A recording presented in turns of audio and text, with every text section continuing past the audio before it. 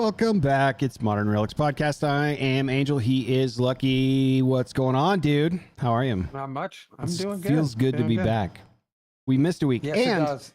Sorry, that was my fault. But it's okay. I got some feedback that somebody out there is missing their Gospel by Gen Z stories for the week.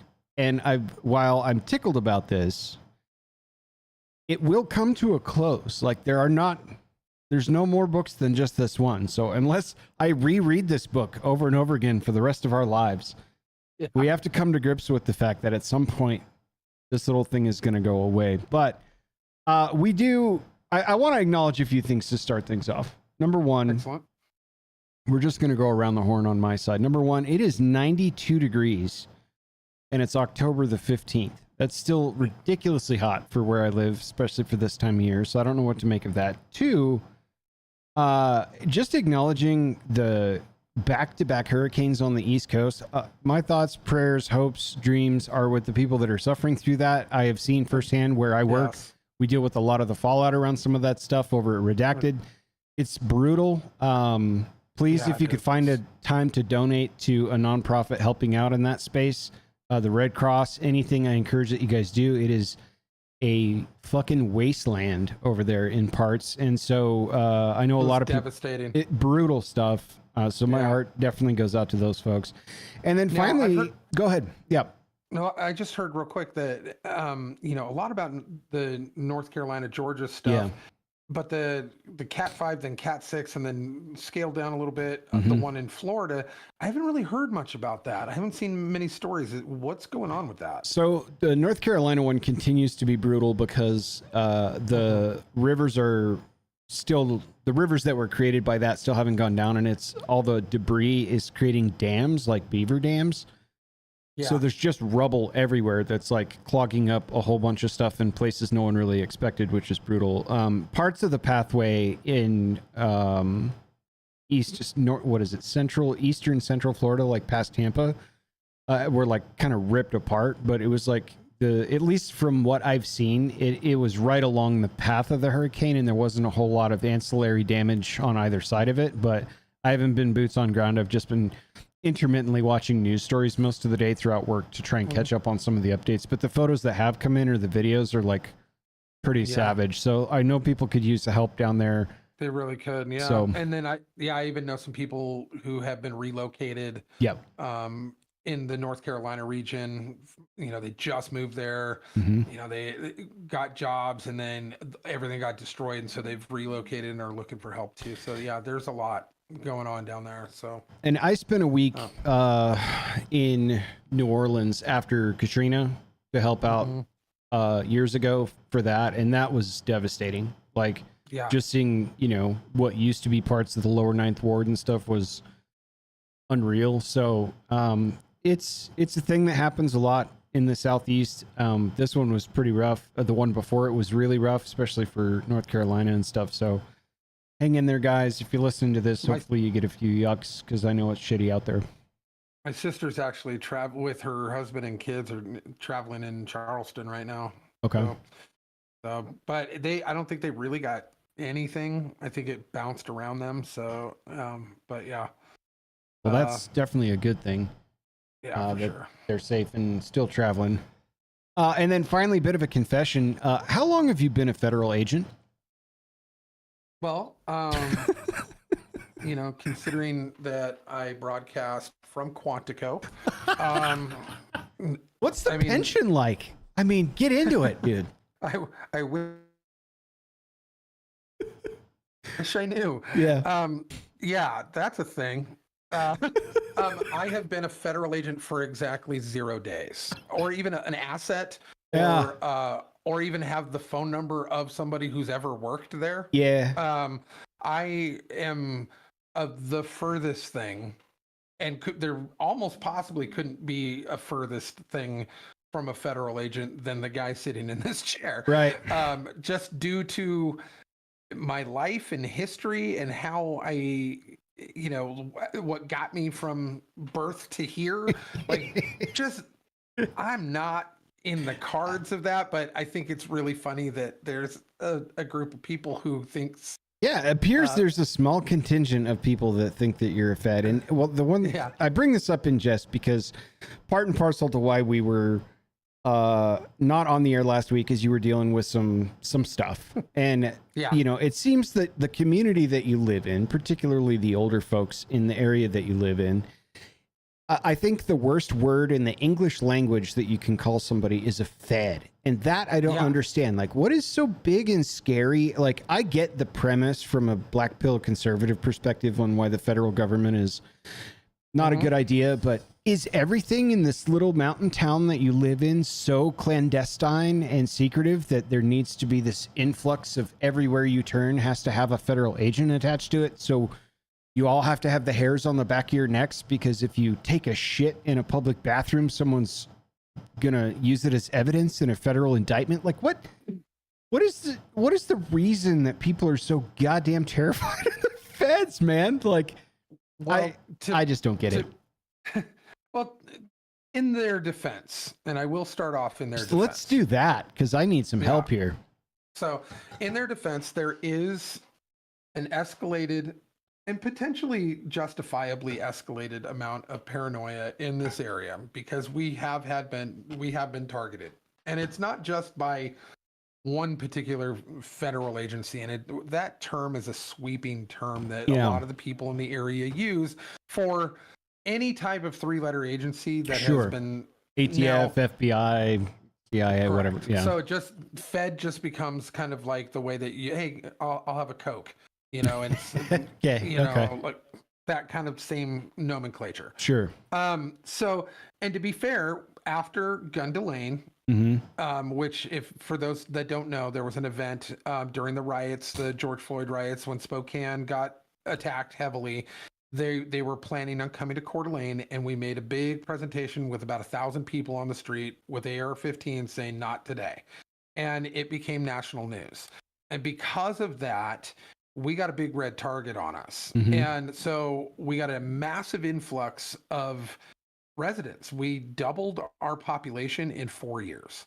And so it was something that during the time frame of when people's heightened paranoia from lockdowns, from COVID, from mask mandates and vaccine mandates and all that, all culminating together, created this kind of sense of awareness that was not present prior to 2020. And this area became hyper sensualized or like sensationalized because of it. Yeah. Because of Gun Delane on top of it. And also because it's just kind of a hive for, I mean, for a long time, this area, which it consists of Eastern Washington, the Panhandle of Idaho, and parts of Montana, have been known on a national level as the American Redoubt. So a lot of people flood here for the freedom of this area, and that it would be hypothetically the last stronghold of freedom if our government were to collapse. That's what I thought, was like, it's mostly fanboys probably moving after what they saw there and how fucking tired of it they were, right? Absolutely. There's some of that, and I know a lot of people who moved here because of that. But that being said, there are a lot of people who have moved to the area that have, let's say, cloudy and questionable backgrounds that injected themselves into public spheres and into the politics of the area very quickly and very aggressively, that have particular agendas. So there's a lot of suspicion when people come in from the outside area and just immediately within a month inject themselves into the local political scene and seem to make strides and waves. Yeah. So and so there is a lot of that. There's a lot of people, like, I have my suspicions of a cast of characters that I think are either assets or actual federal agents that have been sent here. They have all of a sudden they move here and they're in their late 20s to early 30s, but yet buy 4 properties at the height of the property spike in this area. And that's a little suspicious. Right. There's certain things that kind of we've started to kind of scratch our heads about and go, that guy seems to be pushing things in a direction, but also spreads rumors and lies, right? Causes people to be fighting amongst each other, and then has all this money but doesn't seem to ever work. He seems to have all the free time in the world. Yes, there's So, like, some telltale signs that you might be getting, Right. off the books Yeah, and income. so that's where the paranoia comes from. However, it also should be leveled and measured with a healthy amount of discernment and understanding of, like, okay, these people may just have bad intentions, but they're not feds, Sure. and there you have to be, but it's just easy. It's lazy thinking. It's the sweeping thing. I don't like that guy. He must be a fed. Yeah. And so that has been the finger pointing nightmare that this area has become. I've never heard it so much as I've heard it coming out of your area, where it's like, oh yeah, what is the reason that everyone jumps to that conclusion? Where it's like, because do you remember the satanic panic? oh yeah, Like, It's the remember Fed when panic for everybody was sure. a Satanist? Like, Oh, yeah. that's just a Satanist move trying to get to, like, is this that? Is this just the Yeah. new? Okay. Okay. Yeah, and it's essentially it's even kind of crossed over from that even. Sure. Now it's just basically it's the biggest insult you could throw at somebody because it'll tarnish their reputation.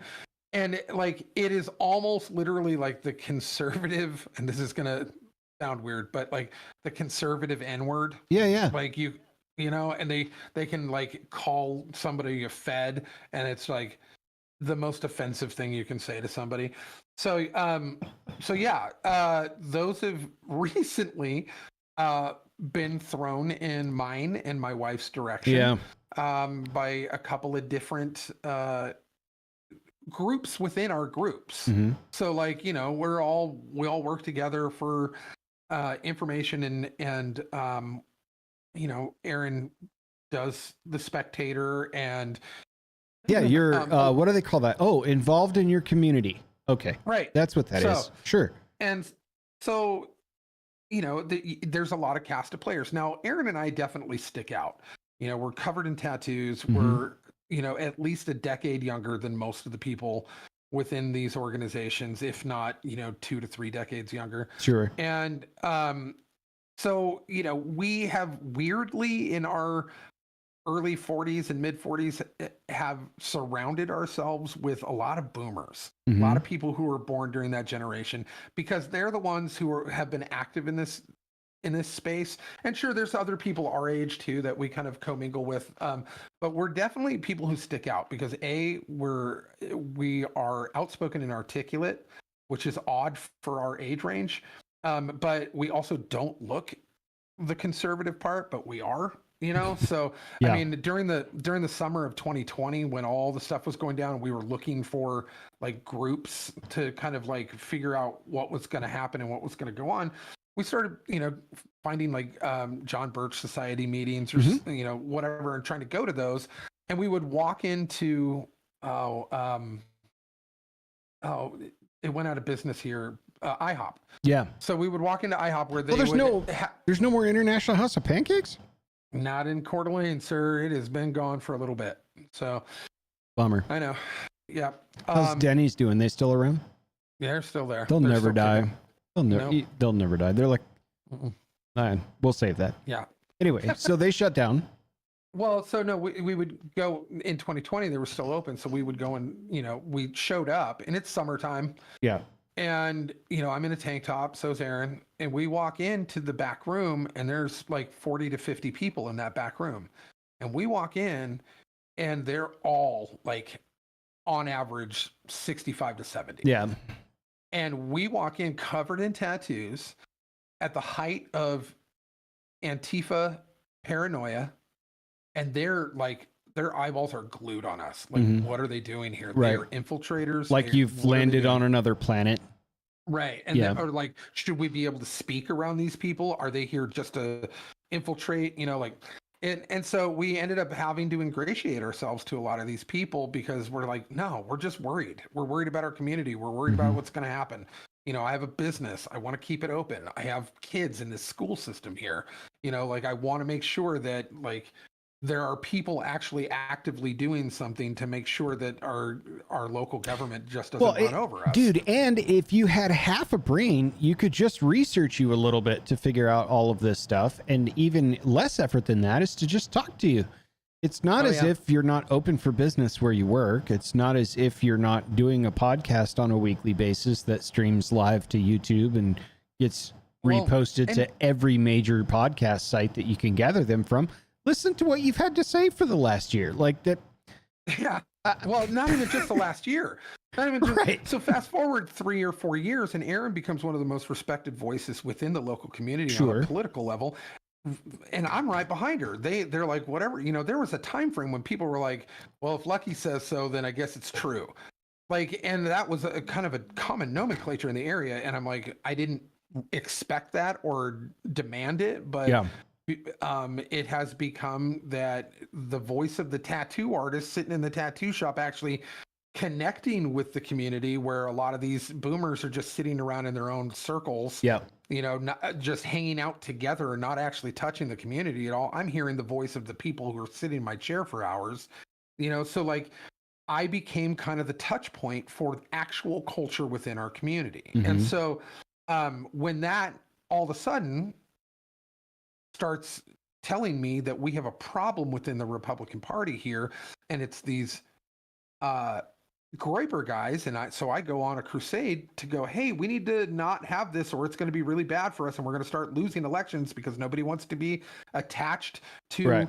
any type of Just getting a anti-Semitism or whiff Israel. of that ideology around you is toxic from a Yeah. political perspective.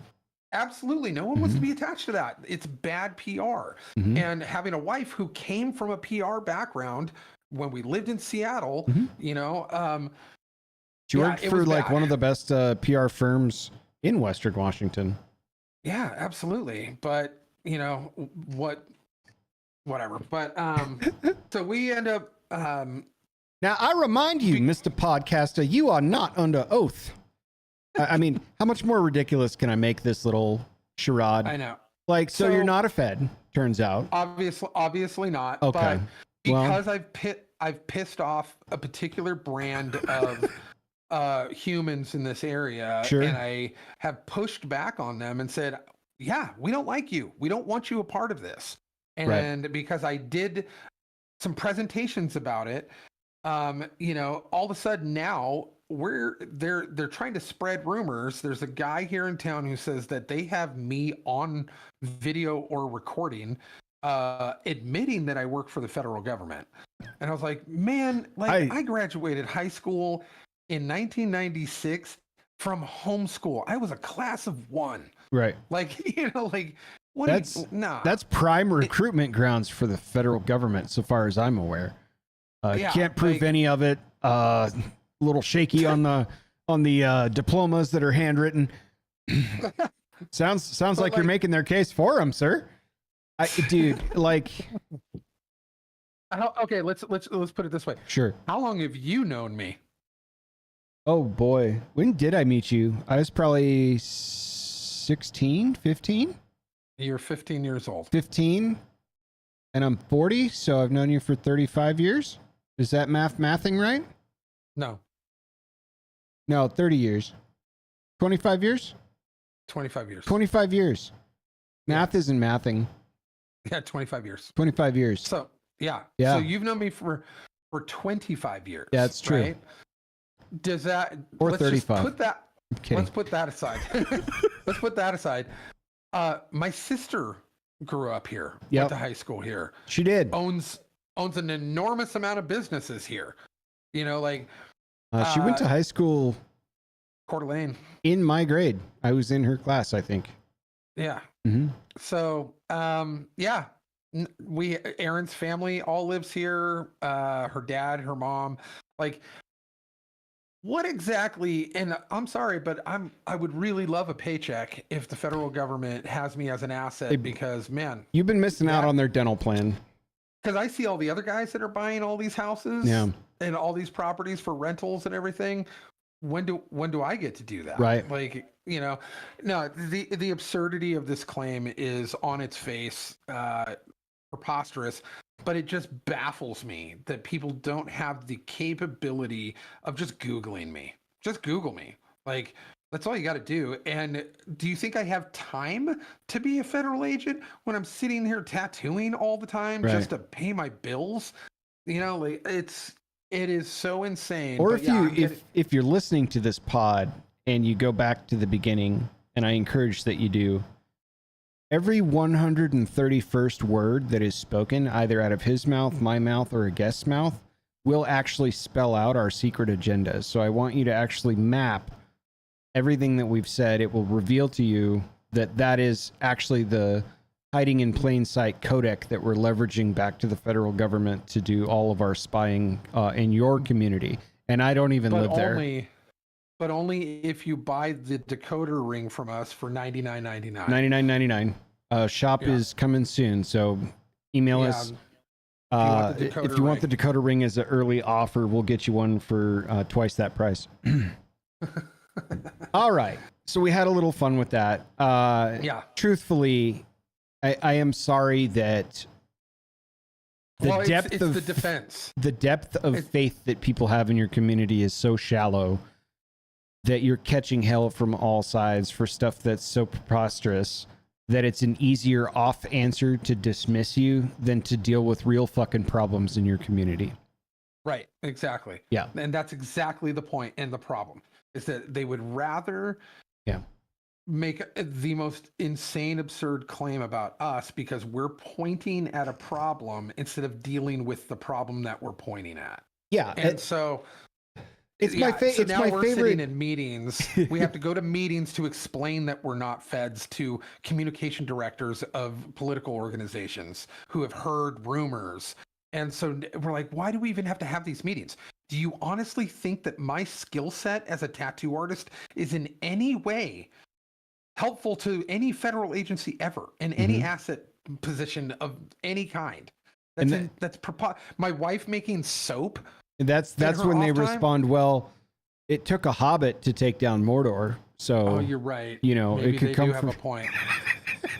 Good Lord.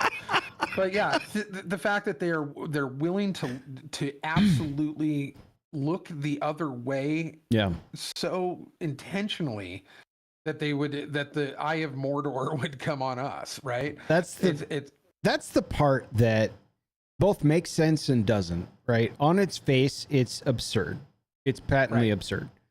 But behind the scenes, if you weren't causing a ruckus with people who don't want other people to cause ruckuses as they embed themselves into community organizations that are political in nature, PACs and otherwise, then nobody would say shit to you. So on the one hand, while it's ridiculous, on the other hand, you're probably stirring up enough trouble to do some good in the eyes of the greater community.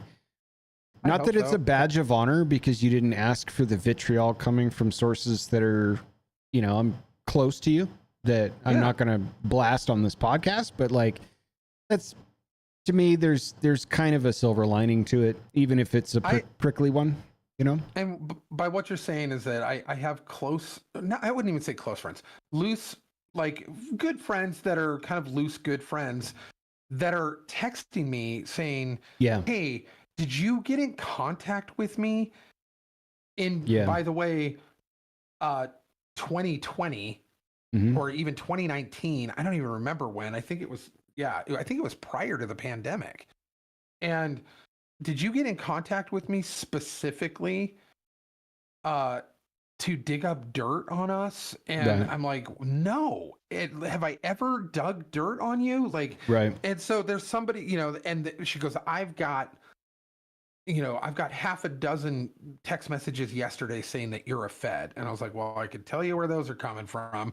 And she goes, everyone's mad at you. I was like, no, not everyone's mad at me. A small group of people are because I'm pointing out that they're liars. That's it. A small voiceless group. Yeah. Yep. So, so that's been my week, kind of. There's been other cool things going on since, that I wasn't hope cool so. enough. Yeah. I mean, what could be cooler than that? Yeah, right. So, I did, not to switch gears entirely. Oh, do it. But that's what a Fed would do. Sure. To shake Misdirection, shake it's the fine. trail. Mhm. Yeah, totally. But there was a tattoo convention in town, the Gem State Tattoo Expo. Nice. And your boy won 2 more awards. Let's Last go. year I took 3 first place awards, big trophies. This year I was a little underprepared. I didn't enter in a ton of stuff. I only entered in a handful of things, like 3 people. And I still took 2 awards. I took 3rd place for best black and gray portrait. Ooh. And I took 3rd place for best cover up.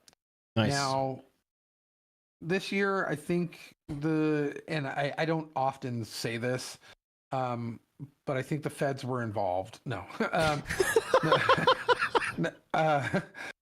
No, I think it was rigged a little bit. And due to the fact that, like, it was every day was the same 3 judges. They didn't rotate the judges out. Yeah. They were allowing fresh pieces to enter in, which is typically a big no-no. In 20 years that I've been doing tattoo conventions, they should be fully healed. Mm-hmm.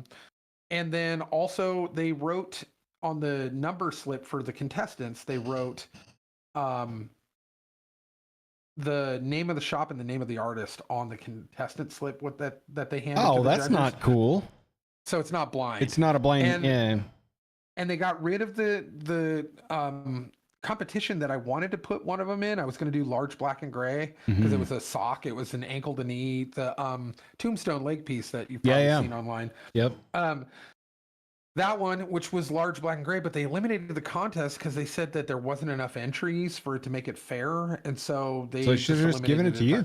We lost small black and gray years ago to a whole booth piece that had been on this guy forever and ever, and it's like, come on, like he's not even at the show. He's a distributor. He was just like, oh, I'll enter. I'm standing right here with a soda.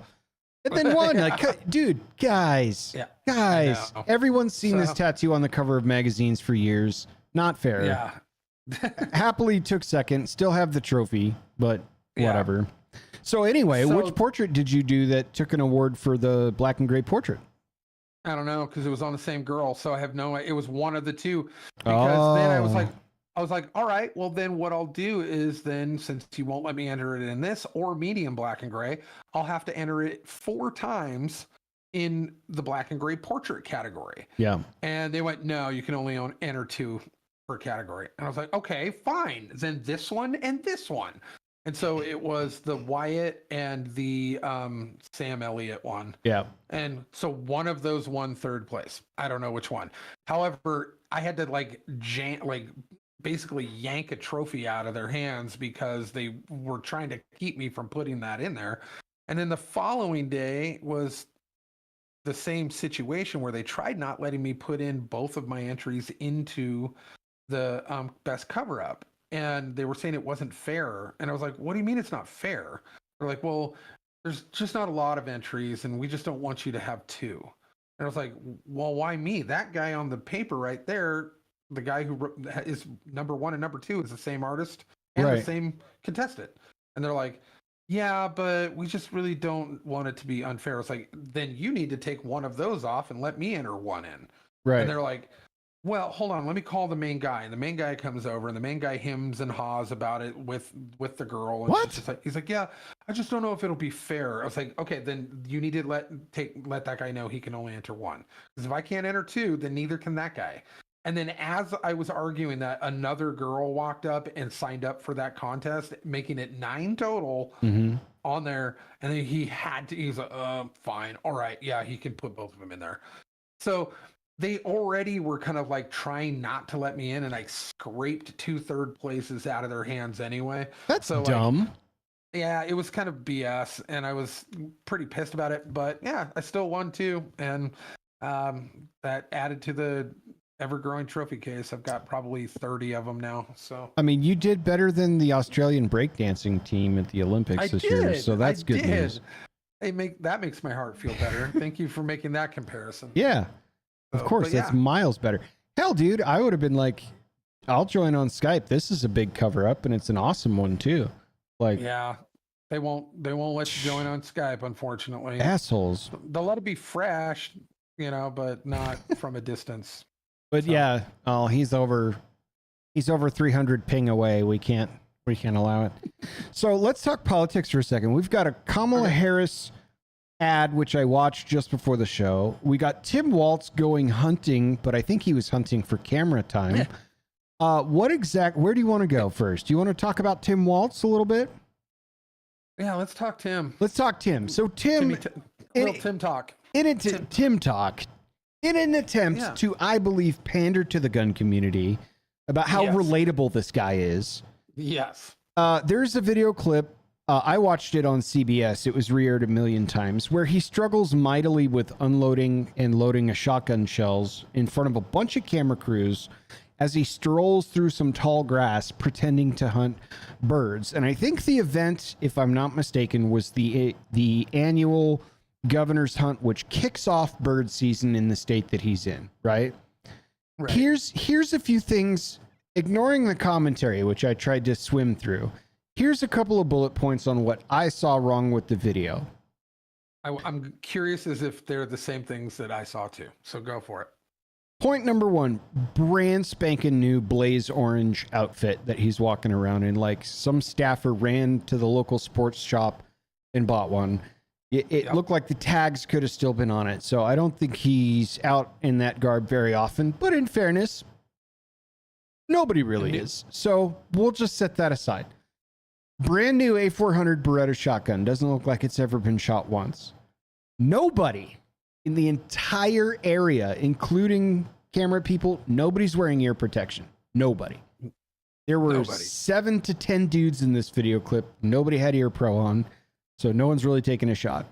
There's a trio of adorable black lab dogs jumping and bounding around one guy's feet, which I think were strategically placed there to look cute for a camera.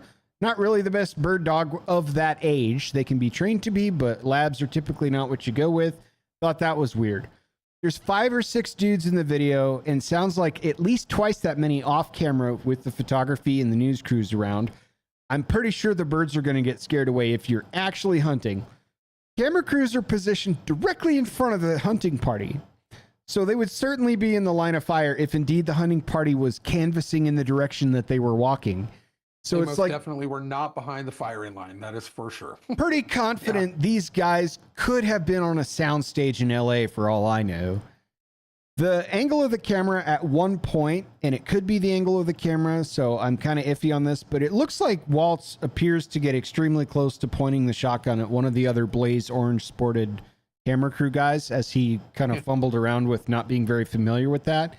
Yeah, they were a little loosey-goosey with their muzzles. And then finally, the misfortunes continue on the hunt because CBS later reports that a friend of the governor made the sole kill of the day, but the group failed to produce the carcass despite recovering the body of the birds being the #1 priority of the event. Not a good look, bud. No. I don't think you were out hunting at all. I think you were out trying to pander, and it looked like shit.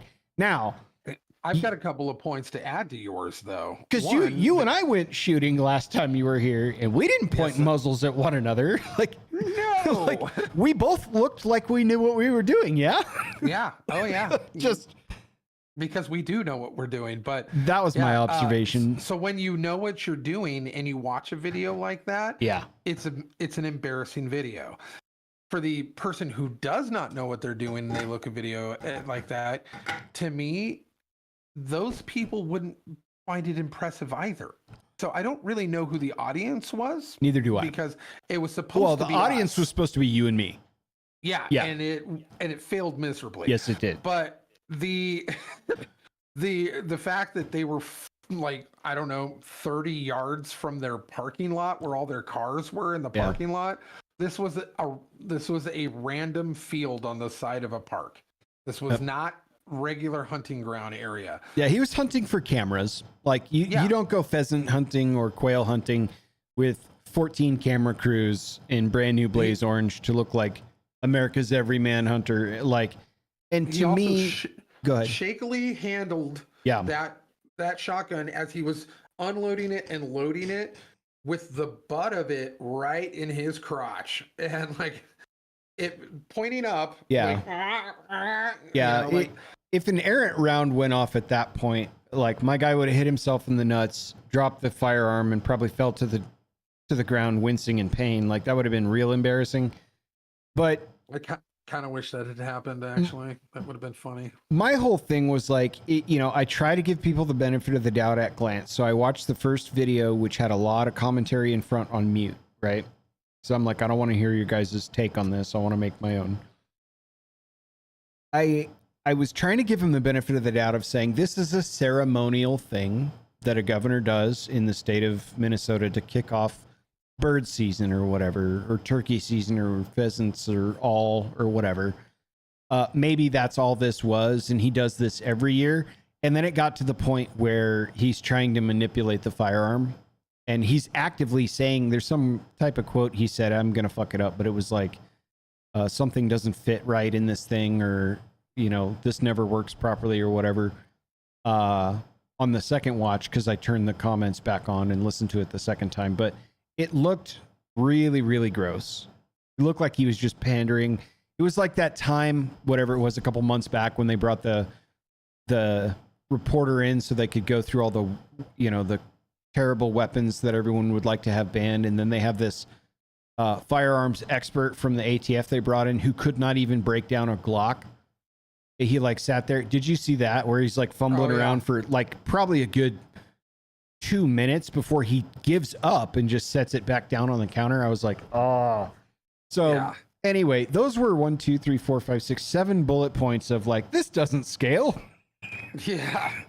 It just looks like shit, man. Like they didn't win me over. That's for sure. Well, not at all. Not at all. And not that he would have anyway, but like this sealed the deal for anybody within that community, anybody in the hunting community, anybody in the firearm sports community, anybody who just actively owns one.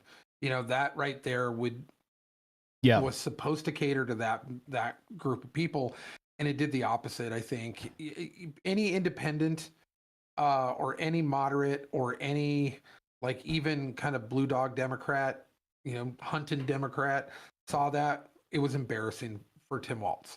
Now,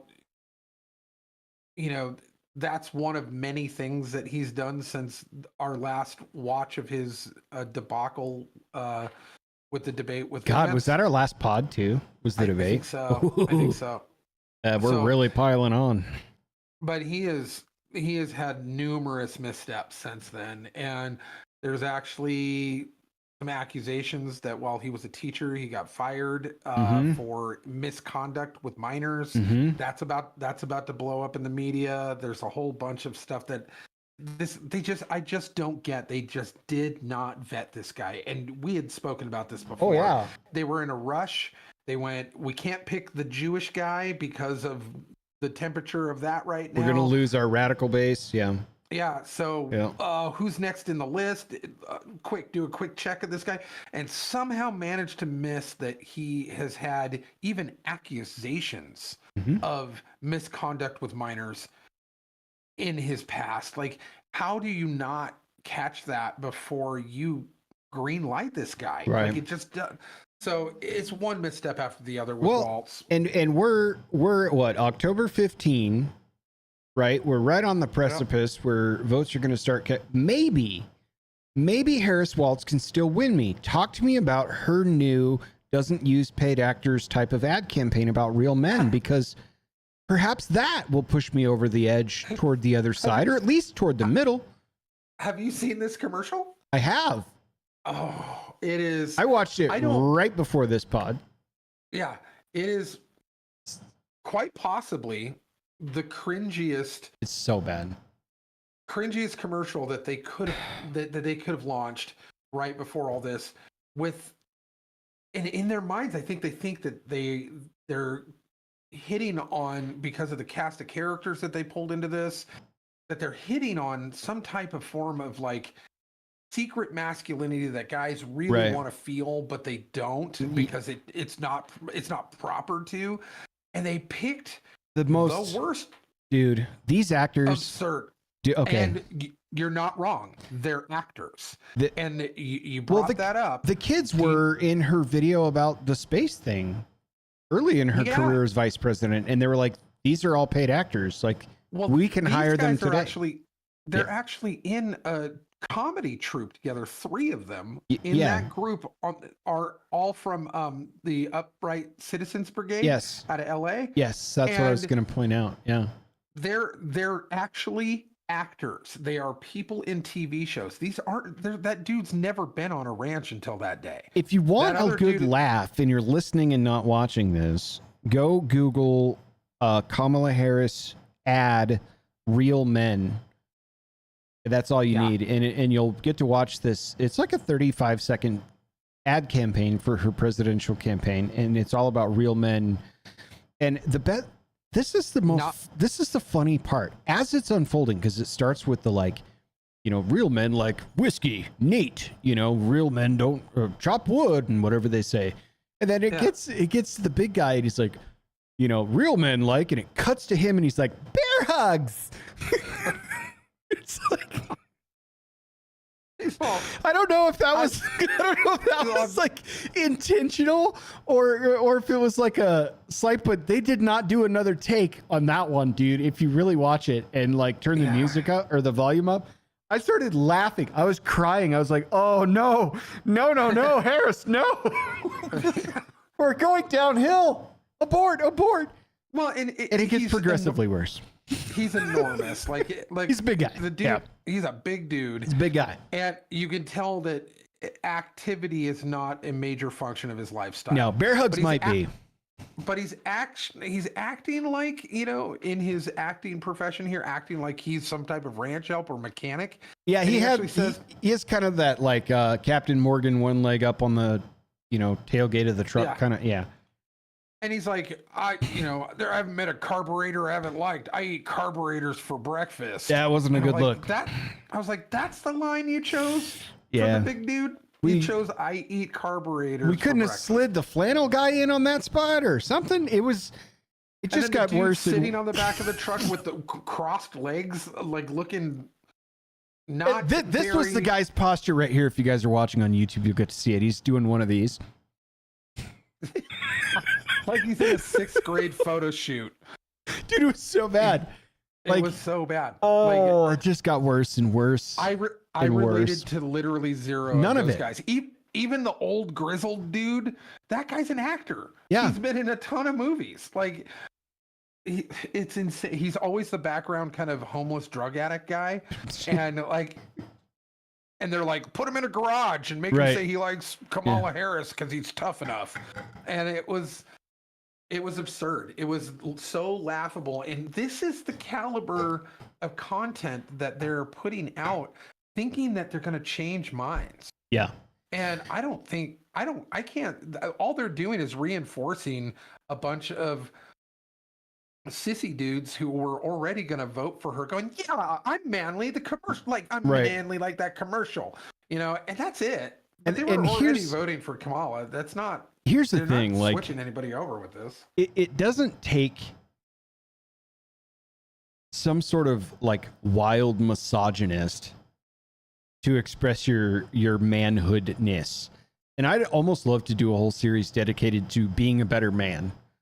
Yeah. Right? Like what does that mean? And let's explore some of that. It doesn't take stereotypical toxic masculine behavior to differentiate yourself from bullshit. And when you see that stuff, you're kind of like, oh no. Oh no. Yeah. Because it's pretty easy to see through, especially when you're like, you recognize some of the characters in the campaign. Now, it's a TV commercial. Sure, use actors. Okay. At least put on the ad somewhere actor, or something that has a modicum of decency to it. It was the most disingenuous thing I've seen from her yet. And she's done a lot of that paid actor stuff where it's like, let's spool this out as a press piece. Let's spool this out as an ad campaign. Let's spool this out. And I don't think any quality assurance is being checked in a lot of this stuff. But I had a damn good laugh watching it because you put that on the table of contents tonight, and I was like, I haven't seen that one, have I? I hadn't. So I watched it right before we went live. My God, man, I watched it twice. It was just, it's so bad. Yeah. But it is within the realm of what they're doing, though. I just watched another video from a very prominent kind of female leftist TikToker Uh-huh. who came out, like she came out, she goes, okay, I'm a leftist TikToker and this is insane. Like, I just got offered $15,000 to promote the Kamala Harris Tim Walz campaign. Mm-hmm. And she goes, and this is happening to all of us. And they are paying us to do this. This is absurd. They're ridiculous. I'm a full leftist. Mm-hmm. And these people are pure evil. And they not that I'm and she goes, I'm not a Trump supporter. I'm not voting for Trump, but I'm definitely not voting for these people. They're good evil. for her. And I'm blowing the whistle right now on the fact that I know dozens of these influencers on TikTok that are being paid cash money by the Kamala Harris campaign in order to promote them and say, we're voting for Kamala, blah, blah, blah, blah, you know, and so this is their strategy. This is their strategy. And they think that they've got a grip on what's actually going on in the world, and they don't. They have no idea what's going on in the country. Most everything I've seen from them for the quote unquote October surprise, you know, from both sides, someone's got to pull out the big guns in the 11th hour kind of thing, has been very disconnected, pander filled in Tim Walz's case most recently, very disconnected and out of touch communications from their strategy team. You know, like it's just bad. It's so bad. So it was a hell of a fun watch though. I laughed. I was like, none of this is real, is it? And then just the barrage of comments that are, you know, I wouldn't repeat here. We're a stand-up show. It was good time. It was good time. I encourage you guys to watch that. So in other news, so you won some awards. What else did we have on tonight? You wanted to talk about some stuff you saw, and there was something else we didn't get to. Well, the fact that we can transition pretty easily from the way to do it, or the way not to do it, which the Kamala Harris is proving the gold standard on how not to do it, to the gold standard on how to do it. And so far, Trump's been batting a pretty heavy average and knocking out homers all over the place. Mm-hmm. The guy just the hits keep coming. He's had a couple of he did an interview today with a guy who tried to pin him down on tariffs, and he wrecked him on stage about tariffs. There's a bunch of other things that he's been doing, going back to Pennsylvania, doing all of the things that he does. Is really strong moves. He's got a really good team behind him that is kind of pointing him in the right directions on and one of the things that I think that's been really strong with him is him hitting the popular YouTube and internet the long form podcast section. Yep. And the gold standard of that is obviously Joe Rogan. Right. If you get on Joe, that's where everybody wants to land. And let's bring him out. Donald Trump. Tonight, he's on the show. No. Oh, damn. Maybe next week. But Trump confirms he's going on Joe Rogan podcast. Yeah, I mean, he just did Andrew Schultz, didn't he? Yeah. Yeah. And Sean Ryan, who's now the number one podcast in the world, believe it or not. That's fantastic. But he's done all of the right things when it comes to media. Yeah. He knows who his people are and where he needs to speak. Even doing what's his name? Theo Vaughn. Mm-hmm. All of that is kind of genius. It's more than it's genius marketing. I love and hate the Rogan thing. Like, number one, I think the best content quality for questions and answers and a long form conversation is going to be Joe Rogan. He has a way about stating something in a curious fashion and then kind of waiting for a rebuttal to let people open up and just talk about it. And he's not super threatening and blah, blah, blah, but he's also not afraid to call out bullshit. I think it's brilliant for those reasons, right? Because he'll have a straight, candid conversation. I also think it's a little sketch because Rogan's kind of a troll. Like, he might try to pass him a joint or you know what I mean? Just be like, I could smoke weed with Elon Musk. Why can't I do it with Donald Trump? Obvious, bud. Probably not. So I think if the team gets a hold of Rogan and says, hey, man, ground rules. You can say whatever the fuck you want. It's a free country, but can we maybe not pound whiskey or try to smoke weed in front of the... The guy that's trying to run for president. So that part's got me like, I wonder what they're going to do. But like how do you think that would go? If let's say it was mandatory, because where I want this conversation, I think Rogan ought to moderate these debates. That would be way more fun than I've always thought that was CBS, ABC. I think that was your idea, actually. That would be Rogan great. Needs to do that. But like doing Trump and then also doing Harris, like on the Rogan podcast, like I don't know if this is the time we live in. I don't want any of this where they have to, you know what I mean? Where I'm like, just fucking. Does it always have to be a food fight? Do we need to embed it in social media? This is the world we live in. I'm too old. I need to get with the times. But if they're going to do it, like, do you think Harris would do that? No.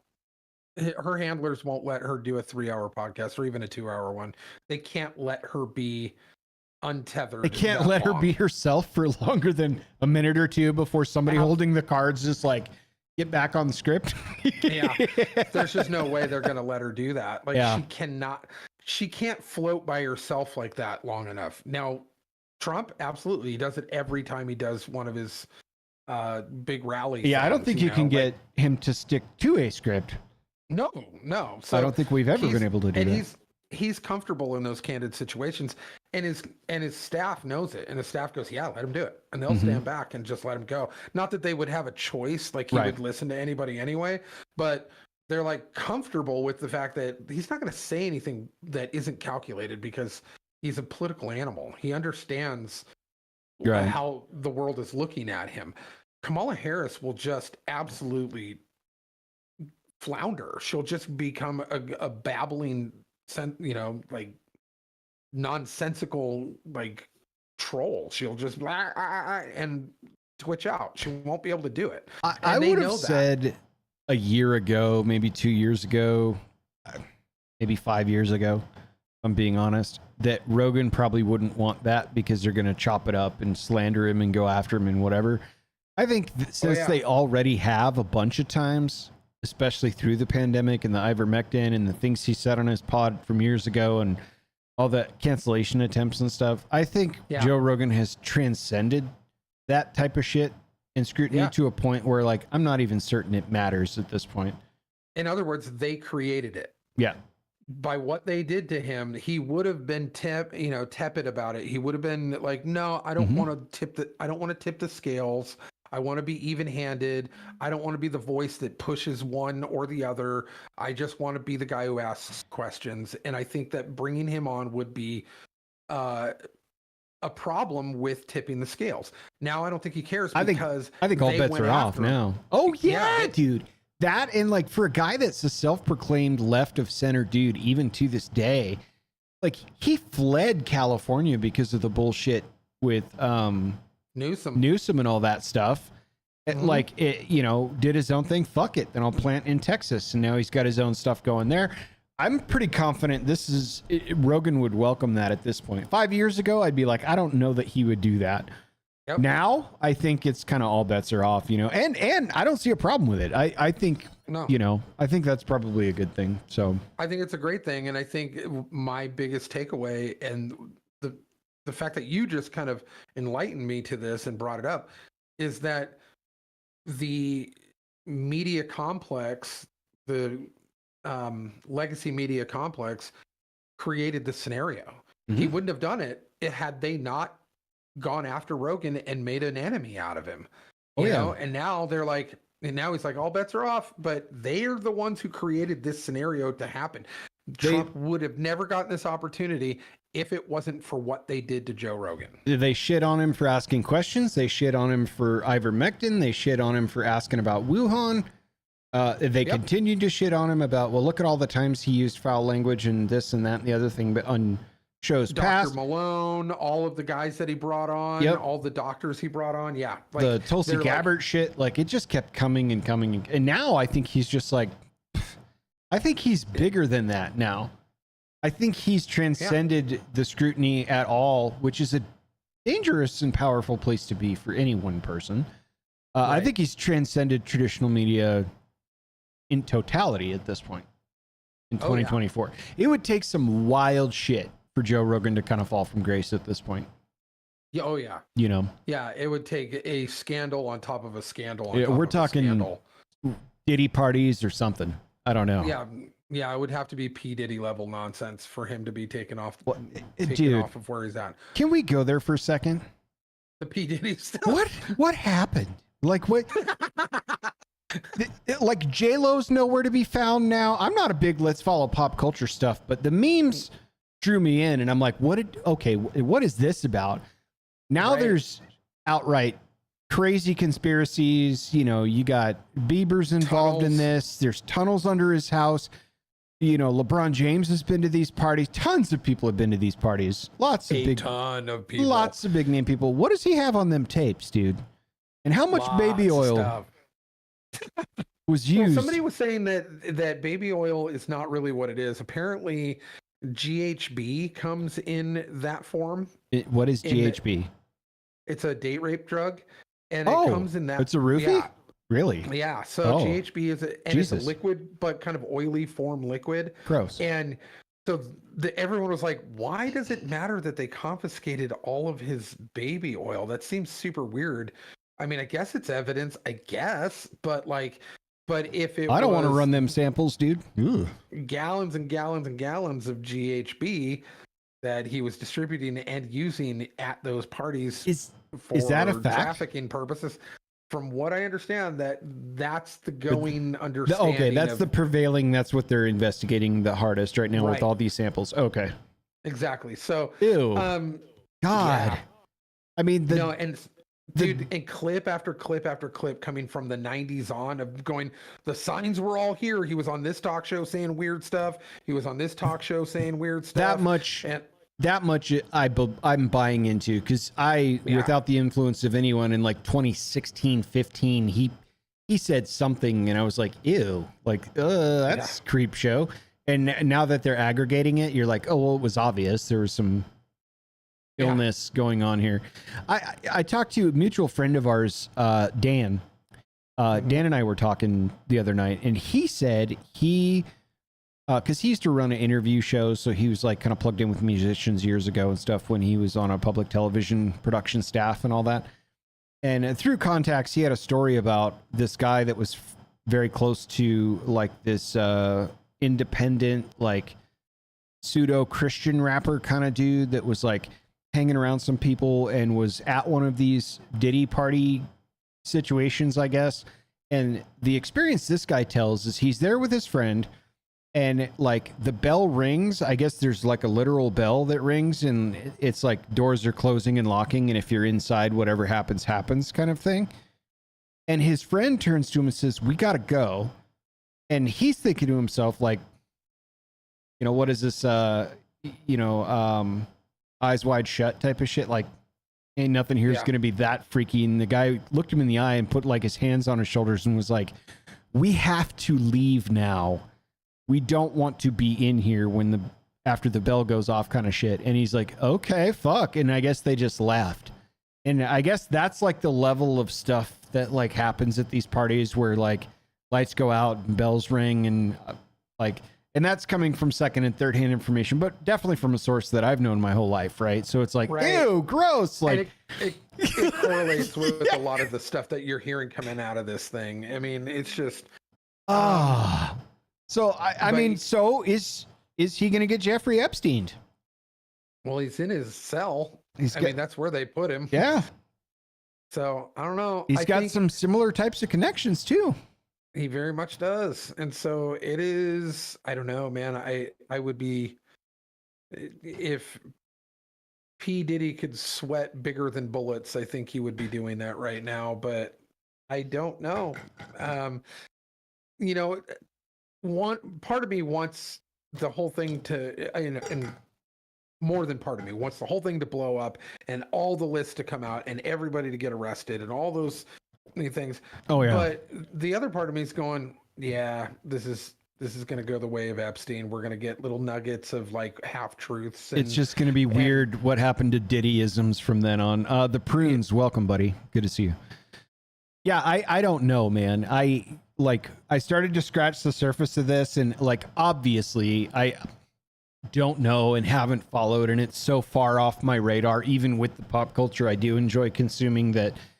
But it's so big now, and it has so many implications to like Here's athletes I like and movie stars that I enjoy watching, and it's like, ooh, how Right. deep does this go? Like, right. what are going to be Well, on them tapes, dude?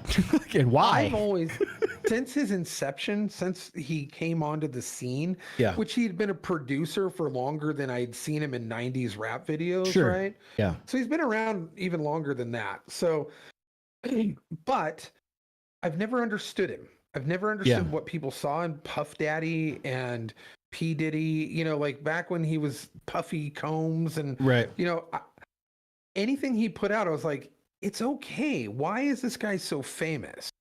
It never made sense to me that he rose to the notoriety and the stardom that he did with what looked like kind of an ugly dude who didn't really do anything other than dance in the background of other people's music. Right. And then Which, every once in a while put out an album that was like mediocre and it would have like a summer hit on it Yeah. that I didn't find that great. some of their It beat seemed like makers he was being propped up. Yeah, it Like felt he that was way. Yeah. Like to hear.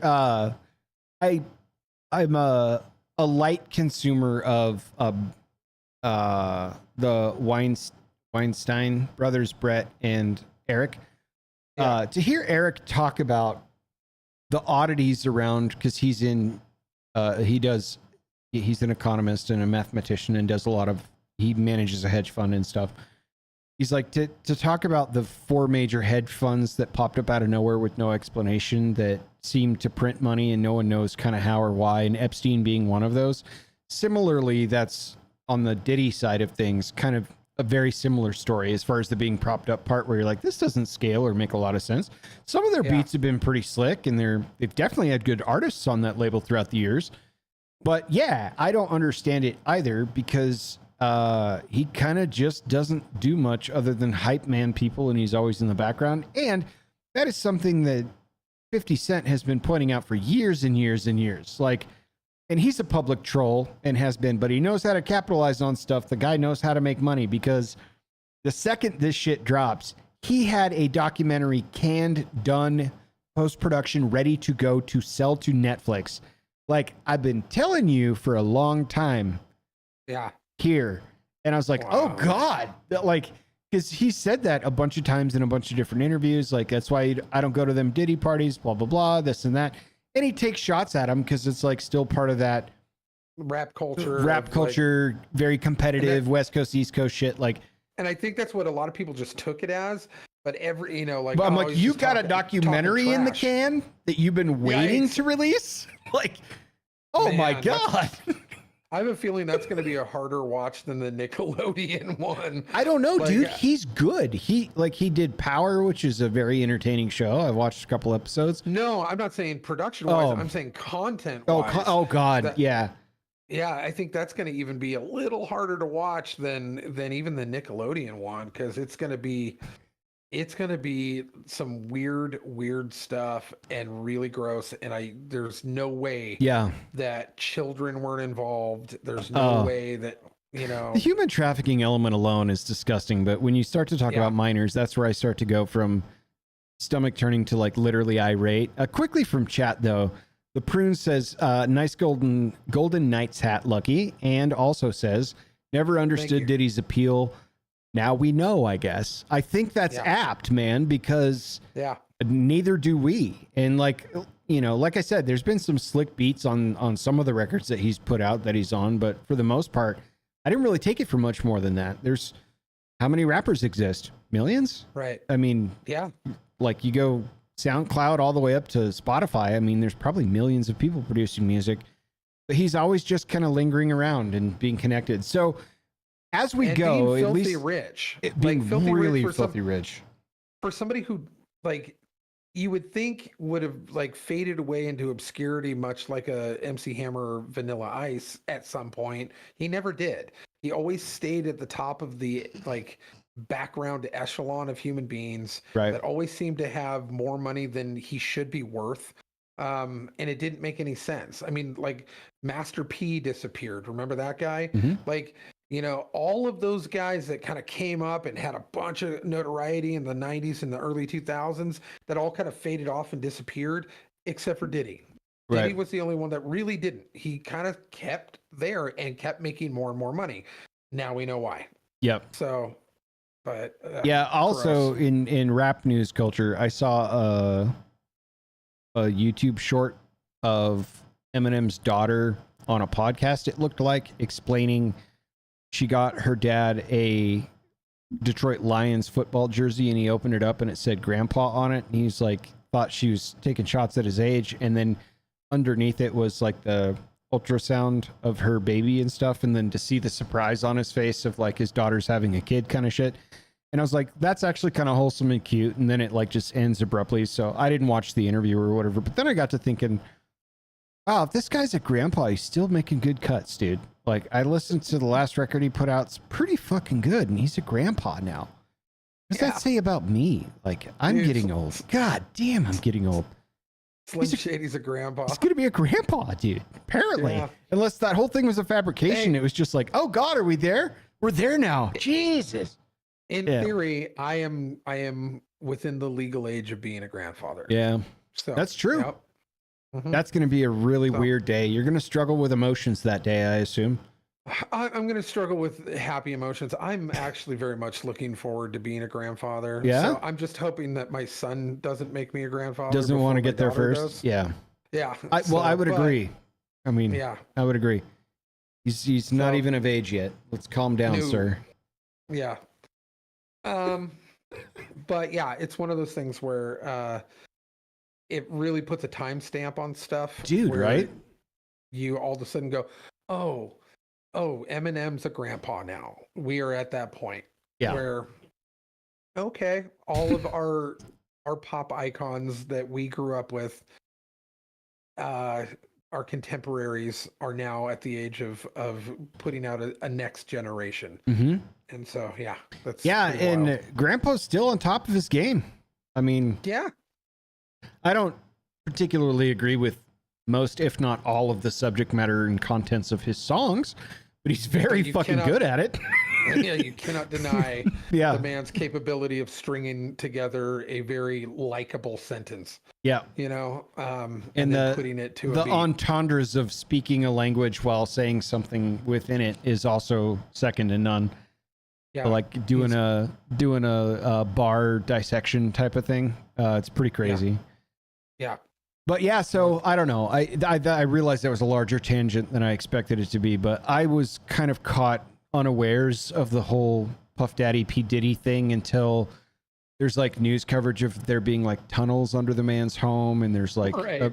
hundreds of video cameras strategically placed throughout every room of the house, and like just creepy shit. So there you have it. I Yeah. suppose we'll follow up once we get some more concrete charges being thrown at this guy. But from what I understand, he is being held on trafficking charges, human trafficking charges. Is that correct? Or to your Yes, that knowledge? is Yeah. correct.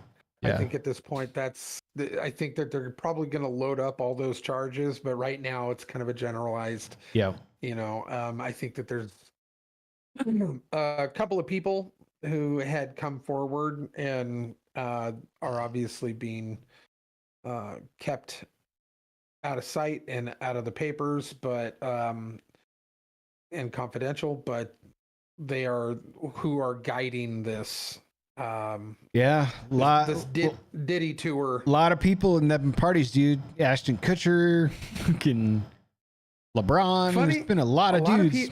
A lot of people who publicly made even like not only made public statements but programs and NGOs about child trafficking were at those parties a lot. Yeah. So yeah, like Ashton Kutcher, who Yeah. has, you know, and apparently there's a lot of divorces happening within Hollywood right now because of this, from what I understand. Ooh, interesting. So, yeah, like Mila Kunis has left the nest. Wow. But I mean, That girl should not hit the open market. well, She shouldn't. I mean, she's against the law. She's too cute. she was 14 when she started that show, and Ashton Kutcher was 20 and was dating her.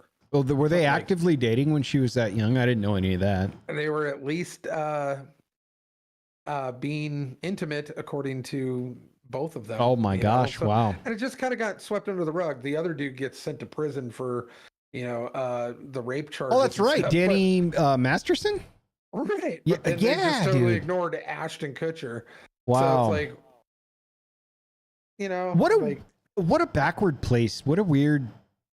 Everything I've heard of that comes out of Hollywood that I don't pay to go sit down in a movie theater and watch. Everything that's come out of Hollywood, I like recoil at. It's like a dirty bonkers place that I don't should know, not man. exist. But yeah. Yeah, well, and they're building a second Hollywood in my town. Did I tell you this? Oh yeah. Yeah, Yeah. it's coming. We've discussed that. Yeah, it's gonna Is be here that, soon. Up north. North Vegas. No, it's I want to say it's like southeast side, like basically the way you have to leave Las Vegas to get to Los Angeles. You kind of got to traipse down southeast, and then you go southwest is what I'm talking about, and then you got to go due west.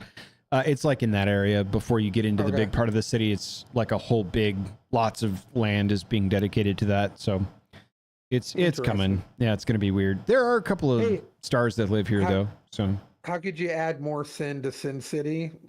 Put some Hollywood on it. Dude, right? And I think Wahlberg lives here because he wanted his family to, quote, have a normal existence outside of the bullshit in Hollywood, and then here it comes, right? So, sorry, Wahlberg, you're going to have to keep moving elsewhere, I guess. We'll see what happens. But, yeah. Anyway, sorry about the tangent, but that was fucking weird. Yeah. It was really weird. Yeah, that was a good tangent. Yeah. So what else? do What'd you got? see? What did you see? You saw some... Did you see any I've seen a movies lot of this week? things. Yeah. I've seen a lot of things, and the reason why I've seen a lot of things is because, as we know, October is Yes. it's my horror movie month. Tradition. Now I've taken it kind of light on the horror movies. I'm watching something new every night. I don't want to watch kind of old classics or anything like that this particular year. But I'm also not really delving into the super slashy, gory stuff. I'm actually kind of delving more into more psychological stuff and suspense horror rather than like spooky horror. Yeah. So I'll start off with respect to you, Prunes. I'm with you, buddy. Go on. What did he say? Oh, he's like, I'm not a horror movie person, but I can respect it. Samesies. Yeah. Yeah. So there was a movie that came out in 2020, and it actually starred Chloe Grace Moretz, Sure. that little girl that's grown up, and and it was a 2020 film based around a female World War II pilot traveling with the top secret documents on a B-17 Flying Fortress, encounters an evil presence on board the flight. Now, it was fantastically shot. It was a beautiful, kind of smoky atmosphere, cloudy, dark atmosphere. Yeah. And she put on a hell of a performance. And the setting was really cool and kind of this World War II kind of setting. And she got put on this plane, and there is a monster on the plane, basically. And the documents that she's carrying is actually not documents, something much more important than documents that you find out later. The suspense was really great, but there's an entire probably 25 to 30 minute portion of the total 123 minutes that this movie was, or hour and 23 minutes.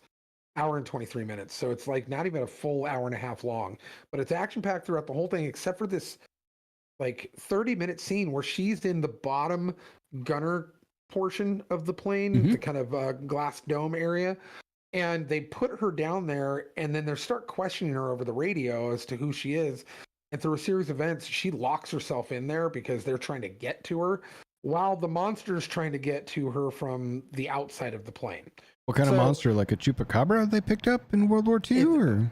Well, World War II, there was what the military and the planes all knew as gremlins. Mm-hmm.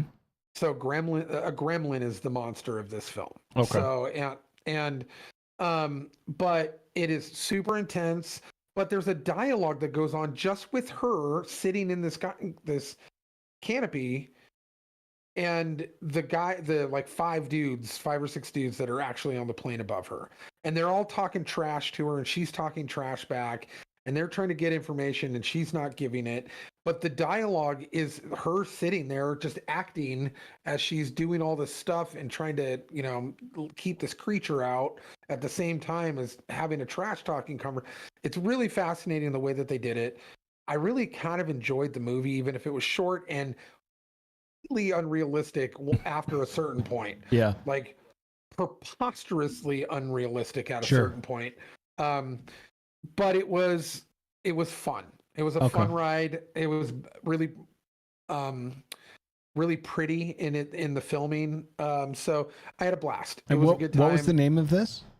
The name of the movie is Shadow in the Cloud. Okay. And it is a fun little ride for less than an hour and a half, and I recommend it. Probably 7.5 stars or 7.5 megs. Nice. And tooth the end of the meg. Tooth the end of the meg. That was the follow-up so, question. Yeah. So Which it was pretty half? good.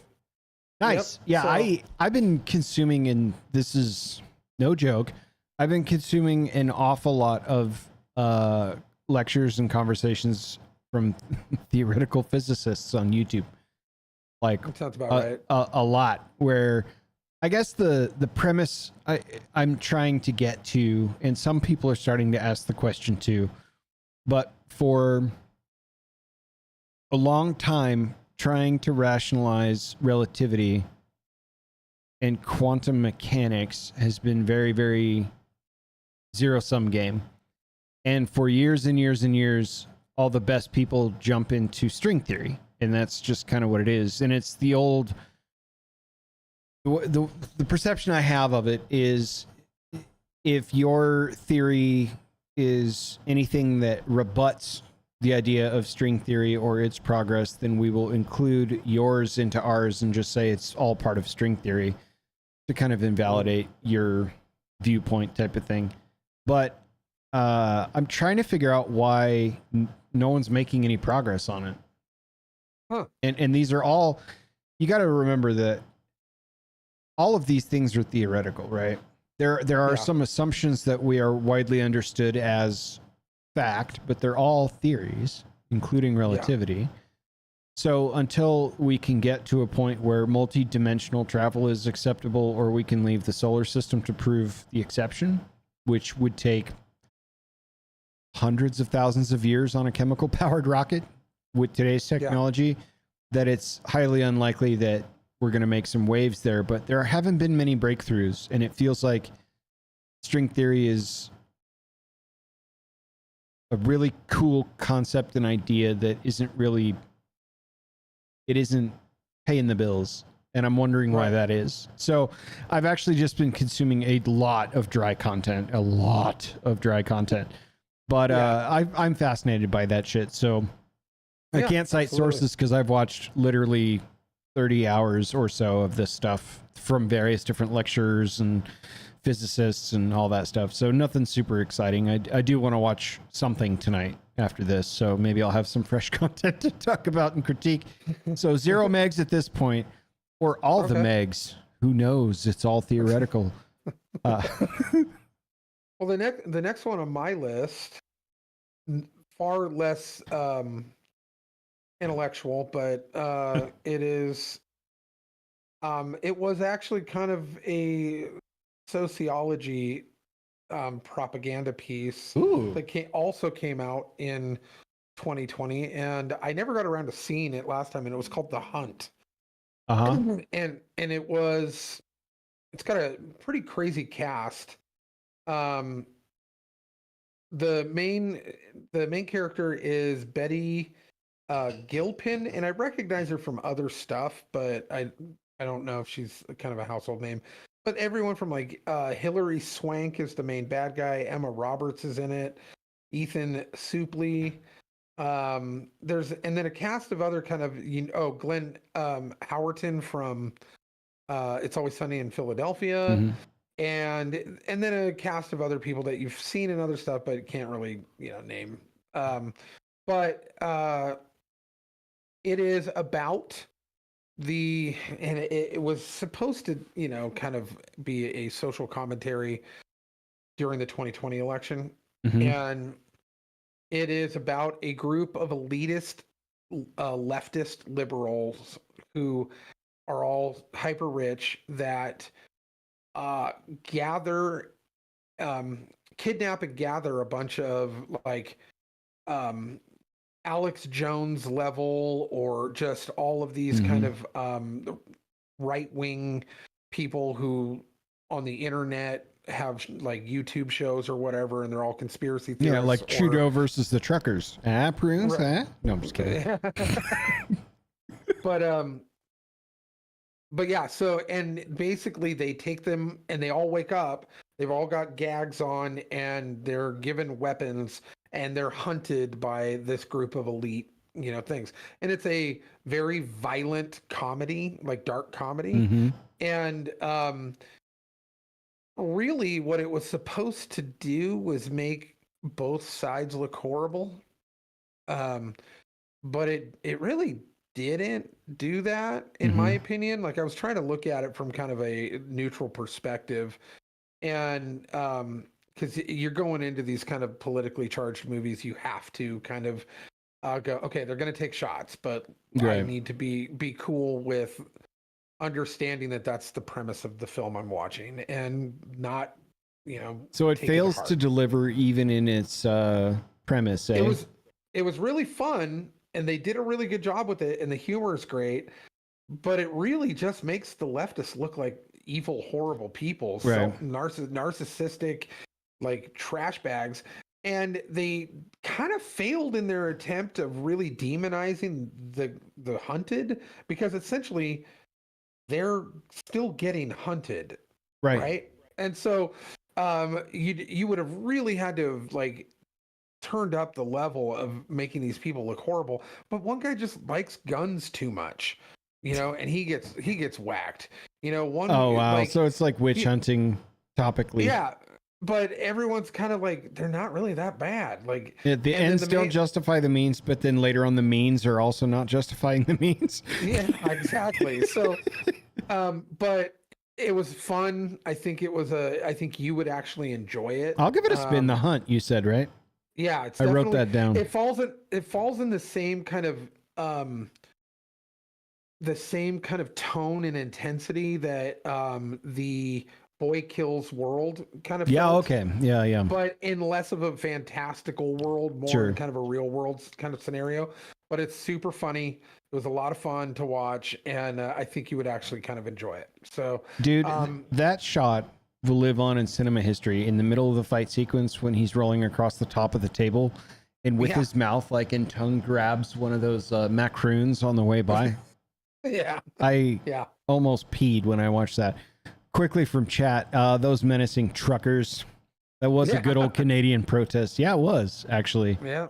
Really and people are still talking about that, even in our country. We were cheering them on from here too. So, yep. I actually had some friends that actually, I think, were planning on going up there, but I think they couldn't get over the border because they're dumb. Well, and as much as we like to say America runs on Dunkin' and shit, it actually does run on the trucking community down here too. So, there's that. Also, fun point, by the way, people in my neck of the woods went absolutely crazy again for toilet paper, believe it or not. They're flooding the Costco aisles and fighting each other for rolls of toilet paper here a little while ago when we were talking about the East Coast port shutdown for the strike. Yeah. And there are some dry goods that I will repeat order about 2 or 3 times a year, principally things like OxyClean for the laundry and hand soap and stuff I can't go to the local grocery store and just get, like consumable goods for food and stuff. And toilet paper is one of those items. So I had ordered, and it was like, we got to split your order up. Amazon says we're completely unavailable on the toilet paper that you've chosen. I'm like, oh fuck, here we go. You know what I mean? So I went to like, this is a product that's made in America. Yeah. It's not like, anyway. So I went and got some whatever. Made in America, it's actually produced and distributed on the West Coast. You Yeah. don't even have to get it from the East Coast. Really, you don't have to do that. And people are just, they love doing that. They just love fighting each other and wrecking into each other's cars at Costco, I guess. Regardless, my toilet paper showed up today and I forgot about it. I had a small box of like a 18 pack or whatever it was. It's like, wow, I ordered that, I don't know, 3 weeks ago, whenever that was.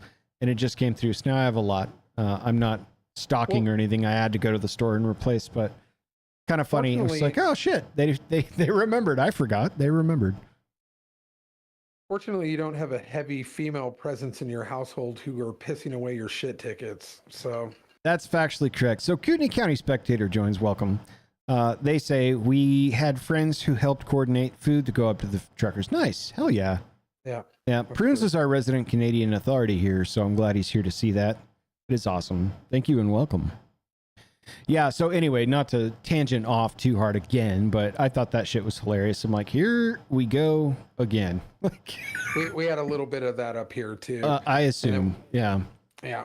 So, but there was two delivery trucks to the Costco that actually just broke down on the same day as the strike on the East Coast, and everyone thought it was, playing into that paranoia we spoke of at the beginning of the show. I thought you were going to say they hijacked him instead. It's like, oh God.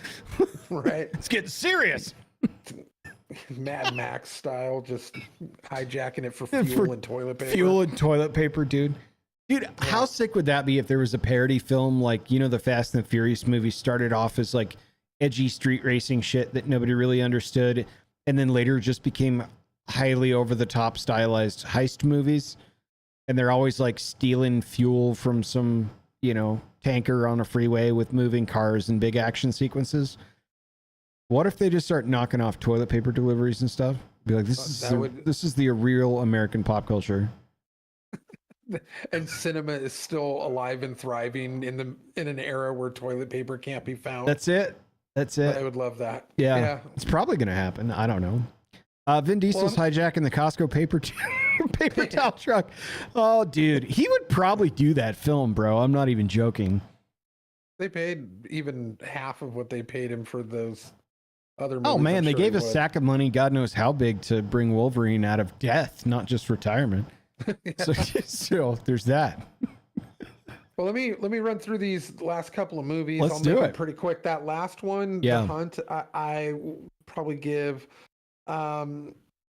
just an even 7. Even 7 megs, the whole meg. 7 megs, yeah. Okay. I did watch a 2022 vampire movie called Dampier, which is Dampyr. Yeah. And it was actually strange. It's set in the Balkans region during the 90s, when there's a whole bunch of the kind of conflicts going on within the Balkan region.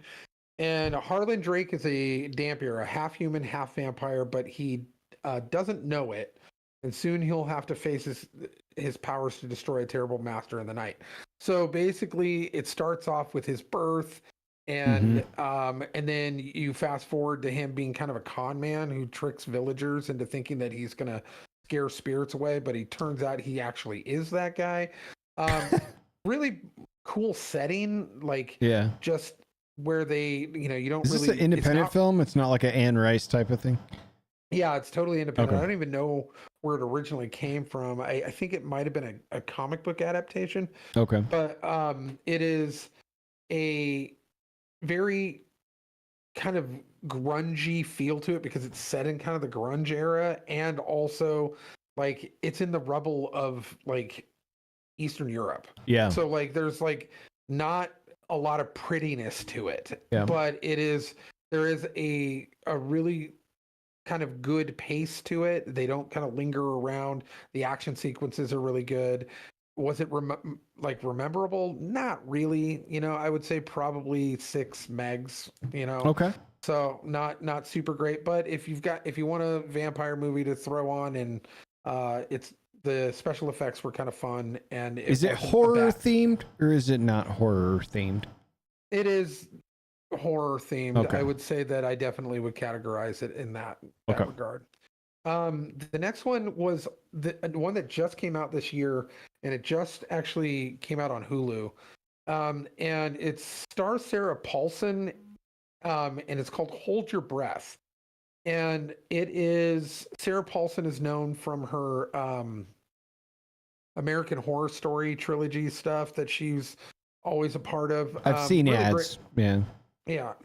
And it's set in the 1930s, Dust Bowl, Oklahoma. Sure, You know, sure. and her husband is gone, trying to find work, and she's just trying to keep her household together in the middle of this Dust Bowl, trying to keep her two daughters alive. She's already lost one to scarlet fever, so she's kind of in a desperate way of keeping the dust out so they don't get lung infections. Sure. She's watching town people fall, but during all of this, there is a guy who shows up at the same time that they're finding about this known spirit that hides in the dust, and he can get in you and possess you. And then so they're starting to see the madness happen in other people, and then this guy shows up and they think he's okay at first, and then they think that he might be this spirited demon, but all of it also might be the fact that mom is losing her mind. Yeah. And so you kind of plays back and forth, and it is a kind of, you know, keeps you glued to the whole scenario, even though it's a bleak movie. It is bleak. You're in the middle of a dust bowl. Did and they it is write it or shoot it as such where like the viewer doesn't know if she's just losing her mind? Yes. Okay, And got so it has it has a similar feel to, if anybody's seen The Babadook. Mhm. And so it has that kind of feel to it, but set in kind of a more high intense situation where you can't go outside during the dust storms, and they're trying to survive it. And so it was really well done. Yeah. Probably an even 8 megs on that one, I think I would give it. It was memorable. It was something that'll stick with you. Is it like dust storms like Interstellar had? Yeah. Okay. Yeah, very similar. I had to think of that for a Yeah. second. I was like, Where yes, yep. Yeah. Yes, exactly like that. So, and because I'm doing a tattoo of it, I got next, like in 2 weeks, I got a tattoo of something that I've got to do, for a super fan. Five Nights at Freddy's. I watched the movie, so Yeah. I'm doing a Five Nights at Freddy's tattoo, and I don't know anything about it. My son does. My son knows all the lore. Apparently, there's a ton of lore, and I'd never played it. I just see the toys at like Entertainment and stuff like that. Sure, sure. And I was like, is this a horror genre thing geared towards children? Yeah. It's like a And- haunted Chuck E. Cheese from what I gather. That's exactly what it is. Okay. And so, and for what it was fine. There wasn't any surprises. I saw everything coming. I knew exactly who the bad guy was. I knew exactly who the girl was. Sure. I knew all the connections. It was written for the basic of basic. Yeah. And It's the pumpkin spice of horror films. it really was. Gotcha. And it was visually fine, and it wasn't really super scary. Obviously, it was PG-13, so there was no like real gore or blood. It was just it felt like a Nickelodeon horror film. But I don't know, probably 4 megs. Four bags. Yeah, it wasn't. I'm glad we're dragging you back down to earth a little bit because you've had some high meg films over the last few Yeah. pods, man. Yeah, but We're down in the fours now. He's I'm scraping, choosy. chat. He's scraping the bottom of the barrel. I'm picking stuff because of genre rather than taste. Now. Sure. Okay. Sure. So, well, and like this is research for a tattoo, right? I mean, right, exactly. There you so go. I had You've got to get out of and jail free card at least. visually, it's going to be fun to do the tattoo. Much like I do tattoos of stuff. I think that I've never heard this musician. Like there's some weird rapper I did, white rapper guy that I did a tattoo. I've never heard his music, but he was visually appealing, and I could tell it was going to be a good tattoo. Yeah. Now there's certain things that I had, like I became a Doctor Who fan because of the fact that I got commissioned to do a Doctor Who sleeve, and I'd never seen any of it. I was like, well, that doesn't seem right. I should probably do. So then I ended up watching 5 seasons of of Doctor Who and fell in love, and now my wife has a Doctor Who tattoo. Sure. We had a Doctor Who themed bathroom for a while. Like, Yeah, I remember. we became we became Doctor Who fans. I don't think I'm going to be a fan of Five Nights at Freddy's. I think that visually it's cool and it'll be fun to do the tattoo, but that's probably where it'll end for me. But fair enough. The Prudence is quick to state 4 megs might be the lowest score this channel's ever reviewed. I tend to agree. Now comes a 2024 sequel to. You watched a lot of content this week. Dude, it's one a night. One a night. I got it. But the Platform 2. Now, the Platform 1 is, and I want to say it's a Spanish film. I can't remember exactly. It's not done in English, and it feels like it's a Spanish film. But the Platform 1, it might be German, maybe. I don't know. But dubbed. It's dubbed, so I don't care. But the Platform 1 was a movie that I found really fascinating because I love like the movies like Cube and Circle and all of these ones that are basically psychological thrillers, right? And social experiments. Yeah. Like it's philosophical experimentation. Yeah. Within the form of like a sci-fi movie or a horror movie. I think those are the ones that I really love to watch, the entanglement of philosophy and psychology within the context of a very simple structure. So how human behavior will act within that structure. And so this is set in a prison that is set up where it's a circular room and there are 2 people per room and there's a hole in the middle and you can see down into the next level and there's 300 levels. And each area you've got 2 prisoners. Now at the very top, and you have to earn your hierarchy by your behavior within the structure. Oh, now, interesting. That being said, your behavior is determined by one thing and one thing alone: food.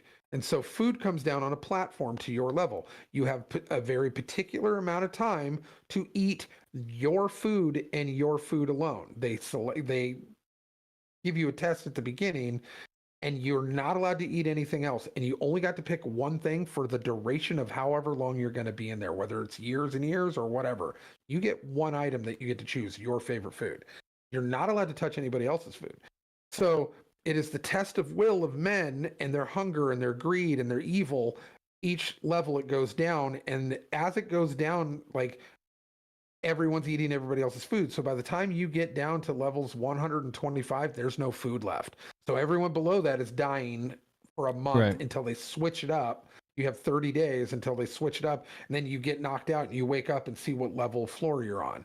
And it was a fascinating movie. I really enjoyed the first one. This one on Platform 2 actually takes that same scenario, but this time they start going, well, now there's a religious cult that is going on where they're going up and down between trying to create like this set of rules that is based around fairness and the people who break it and all of these different types of things. It was fascinating. It wasn't as good as the first one. Equity's fucking up stuff left and right still, even in the movie premise. And so, and it was very, very fascinating, but it wasn't as good as the first one. I think it got a little lazy in its philosophy, and it really wanted to kind of personalize particular characters rather than the last time it just being kind of each person kind of represented a philosophy. Sounds like it. Yeah. Yeah. And so in this one, but it was still weird and enjoyable and a very strange watch and bleak, but fun for me because I really liked the kind of the philosophy. See, I don't I would read about it, but I don't think I would sit down and watch it. Like yeah, I don't think this is one that you would like. And the gross out factor with the food stuff is kind of weird too. Yeah, so I don't think you'd like that. Yeah. But I think that this one, the first one, I would have given probably like 8.5 megs because I really enjoyed it. This one I'd probably give 6.5 megs just because it felt a little ham-fisted and forced in certain areas. Going with the back half of the meg. Yeah, the back half of the meg in that one. I could hear it in your voice. I'm like, that's not a toothy end. And then the last one, and this one should be brief. The new Salem's Lot that just dropped on Max on the 3rd. It was a retelling of Stephen King's Salem's Lot. Yep. Now, the last time they did Salem's Lot was in the 70s, and it's considered one of his earlier better films. You know, there's a weird thing with Stephen King novel adaptations to movies where they're either really good or they're super trash. And there was like an era of like where they just weren't giving him good production quality or value to any of his writing. And then there was other stuff that they did amazing with. You know, you've got The Shining and, you know, Carrie and, you know, stuff like that. But then you got Cujo and well, they did the Maximum Overdrive, and there's a whole Pet Cemetery. They did the Dark Tower, didn't they? Recently, wasn't it like Ron Howard did it or somebody big, and it was like widely panned as being like a very terrible delivery, even though it had Idris Elba, who everyone kind of loves, and I do too. Yeah. But so it's always hit or miss. Now, the first Salem's Lot is considered one of his better, like earlier, like 70s films. Yeah. Now, the adaptation that they just did was absolute garbage. I even liked the cast, and it looked cool, but I don't know who edited this garbage. It should have been a 3-hour movie, apparently, because it was so jumpy. Yeah. Like, you're like, I didn't even know the mom died. I was watching the whole thing. How did the mom die? Right. Like, and it'll jump scenes, and it was just not well. It was not fluid. It was boring. They did not create a good pace or a soundtrack or anything. It was just rushed, and it never made it to theater, and they just dropped it on Max, I think, because of how badly it was put together. And so it was not worth watching. It was garbage. That is, and here you go, Prunes. It was a whopping probably 2.5 megs. Oh, 2.5 megs. Back end of the meg. So but it was not good. So highly do not recommend watching the new Salem's Lot. I think somewhere either around the holidays, if we can swing it, or just after, I think we should watch and do a review breakdown of like one really, really good movie and then one terrible movie, like The Room. Right. Okay. Like, have you seen The Room? I have seen The Room in its entirety through different chunks and clips. Yeah, but never fluidly all the way through. I've gone to theaters that make fun of bad movies expressly to sit and watch The Room 4 or 5 times, and then I've seen it a bunch more after that. It is, in my opinion, the worst movie ever made. Oh yeah. Yeah, and it's so much fun. But yeah, we should do that, and then each of us pick like a good one to go through, because it's a lot of the stuff. And granted, like most of you know this by now if you've been listening, when he does this, you know, traipse through Horror Town in the month of October, it's a tradition that he holds. I don't like scary movies at all. No, I don't watch any of these things. I've never heard of most of them. Stephen King, because he's got books and I recognize that. But and you never have, like, since I've known you for 25 years. Not my jam. Not 35 years, turns out. Not 35, 25 years. Yeah. You've never liked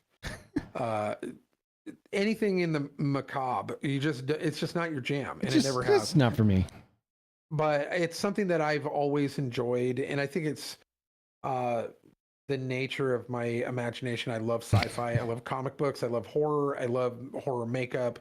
I love all that kind of stuff, and it just it's the stuff I love to draw. Right. So like I like drawing monsters, and so I like, I like watching spooky movies and Halloween, or October has always been something where the streaming services or whatever are always flooded with them, and I own a bunch of horror movies too, and sci-fi movies, and all sorts of other movies. But October lends itself to that. I get it. And so I get it. But here's something I think we all do enjoy. Yeah, I think it's time to hit the gospel by Gen Z. I think that's what we've all been waiting for. I think so. I think that it is always the perfect capper to our evening to get into the Word. Wow. How about chapter 25, Wicked Tenants? I'm in.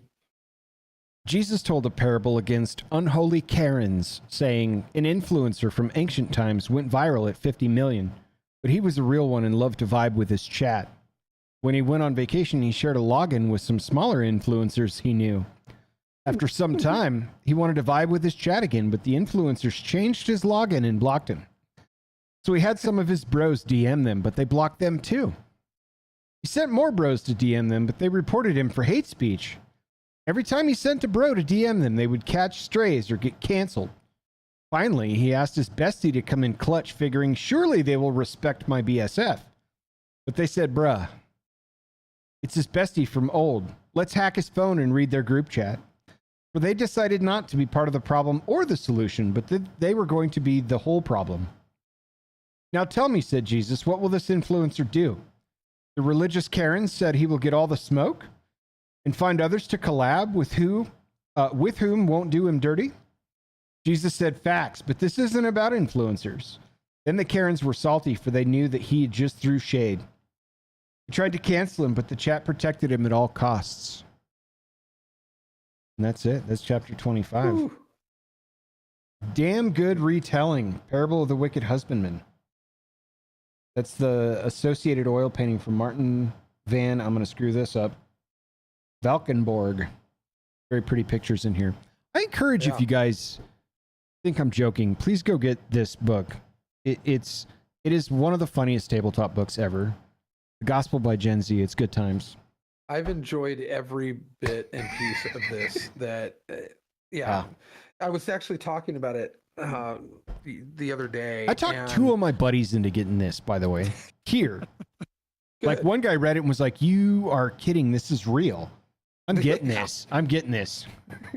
But yeah, what's funny is that I'm as cringy as it is, and that's kind of the bit. That's the point. You and I are out of the loop of this lingo, and that's the point of the book being written. What's funny is that I'm still getting edification out of it. I'm still like, I'm learning how to understand this, but also like we're still reading the word, even if it's kind of jarbled and kind of, but like it's something that I've actually very much enjoyed. Yeah, it's funny to me because I think your hypothesis early on in this programming was correct in that there will likely be churches in the future that speak like this and have this as their, I don't know on what timeline, but it sure seems to me, the more I talk to people much younger than me, that this is everyday conversation. It sneaks through at work from time to time too, where I'm like, what did you say? And then they correct themselves and you're like, I don't understand that lingo. Yeah. So part and parcel to getting old, man. It clicks in my head every time someone goes, oh yeah, bet.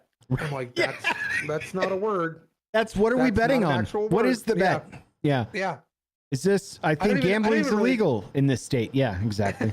I don't even know what it really is in, like what it pertains to. I don't understand the context of what bet means. I believe it means I just kind of go, yeah, let's go. Okay, cool. Yeah, bet. Sure. Yeah. I think. But yeah. I don't know. My God. So, just before we go though, I want to let everyone know I will be back in Vegas. Hooray. I will be back November 20th. Yeah. But I will not be tattooing until the 21st. Okay. So I'll be on the 21st through the 26th of November.